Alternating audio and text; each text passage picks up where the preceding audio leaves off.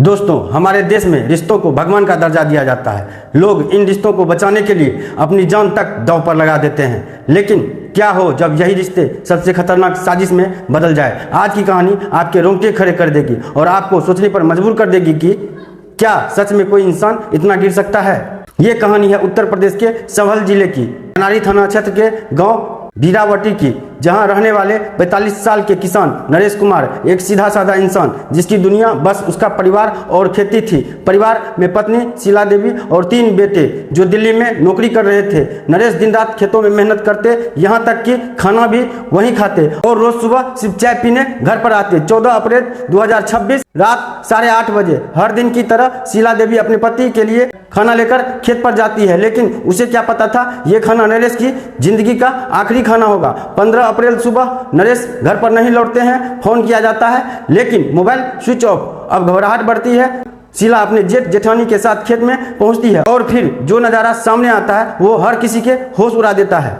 नरेश खेत में मृत पड़े थे, गले में गमछा और साफ संकेत, गला घोटकर हत्या। पुलिस पहुंचती है, जांच शुरू होती है। पहला शक पड़ोसी मनमोहन और उसका परिवार। लेकिन पुलिस को कोई सबूत नहीं मिलता है तो केस में एक नया मोड़ आ जाता है। जांच के दौरान एक चौंकाने वाली बात सामने आती है। गांव वालों से पता चलता है नरेश की पत्नी शीला का चाल चलन ठीक नहीं था और उसका किसी के साथ अफेयर चल रहा था। पुलिस कॉल डिटेल्स निकालती है और जो सामने आता है वह पूरा केस को पलट कर रख देता है। एक नंबर जिससे शीला घंटों तक बात करती थी, ये कोई आम आदमी नहीं, वो नरेश का समधी था। अब कहानी सबसे ज्यादा खतरनाक मोड़ ले लेती है। पुलिस दोनों को पकड़ती है, पूछताछ होती है और दोनों टूट जाते हैं और सब कुछ कबूल कर लेते हैं। सच क्या था? एक ऐसा रिश्ता जिसे सुनकर हर कोई सन्न रह गया। समधी और समधन के बीच एक अवैध संबंध। इस रिश्ते का सबसे बड़ा बाधा था नरेश कुमार। इसीलिए दोनों ने मिलकर नरेश को रास्ते से हटाने का प्लान बनाया। 14 अप्रैल की रात शीला ने पहले ही सत्यपाल को बुला लिया। दोनों खेत में मिले और फिर मिलकर नरेश की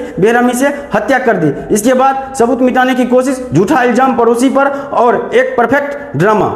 लेकिन कानून से कोई बच नहीं पाया। दोनों गिरफ्तार हुए, कोर्ट में पेशी और अब जेल। दोस्तों, ये कहानी सिर्फ एक हत्या की नहीं, ये कहानी है रिश्तों के टूटने की, विश्वास के मरने की और इंसानियत के गिरने की। कभी कभी दुश्मन बाहर नहीं घर के अंदर होता है। अगर आपको ये कहानी सोचने पर मजबूर कर गई हो तो कमेंट में जरूर बताइएगा। और आप इस केस के बारे में क्या सोचते हैं? वीडियो पसंद आए तो लाइक करें और ऐसी ही सच्ची क्राइम स्टोरी के लिए चैनल को सब्सक्राइब जरूर करें। मिलते हैं अगली खबर के साथ। तब तक के लिए सावधान रहें, सुरक्षित रहें, अपना और अपनों का ख्याल रखें। जय हिंद।